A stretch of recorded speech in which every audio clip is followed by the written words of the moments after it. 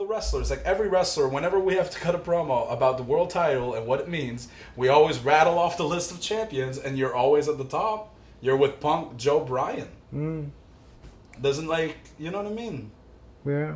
No, that's nice and it means something. But I mean, surely you have to understand the same thing, don't you? I kind of do, but I feel like I feel like you're too hard on yourself. That's what. That's probably true. That's probably true. You know. But I mean, maybe everybody is. Maybe I'm not hard enough. Well, let's say, you know, as I said, let's say in 5 years' time, that if you don't get a WWE and like Generico is like the new Rey Mysterio or whatever else, something else like that. You know what I mean? And you're back home. You're both in Montreal or wherever, you know, and he is recognised on the streets, and everybody currently sees that. yes, I understand what you mean. When I go back home, that's when it's hard. When I wrestle at home, that's when it's the hardest. And if you look at your careers within Ring of Honor, you achieved more there. You were the world champion. You know what I mean? You were the top guy. Right. Yet, if he continues, he gets up there. It dwarfs. He will eclipse you by such a great extent. Marching. That it'll be very difficult for you to I see what you mean. Yeah. I can totally see what you mean.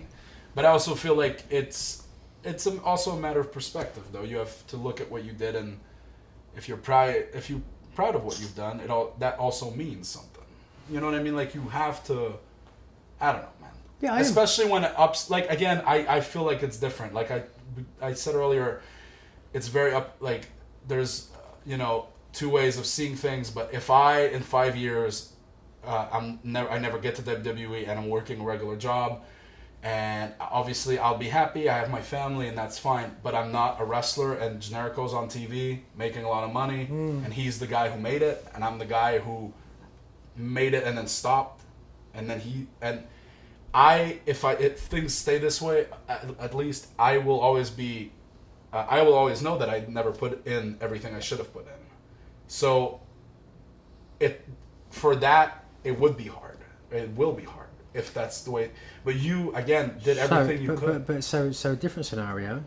Now you decide, I'm going to get in shape, and you get in fantastic shape. I'm trying. Right. I'm sure. Yeah, I don't doubt that. But like, you do this, and you get signed by WWE, and you go there, and something completely out of control, beyond your control, fucks me, and he still makes it, and you get sent back down. You can never get hired there again because for whatever reason, it could be something absolutely asinine, crazy, out of my control, out of your control. Like it wasn't something I did. It wasn't something you did, and you, in actual fact, busted your ass to get to that stage, and you thought, I've finally done it. You know, it took me all these years and whatever else. I had the epiphany, and I did it forever, and then it got taken away at the last minute.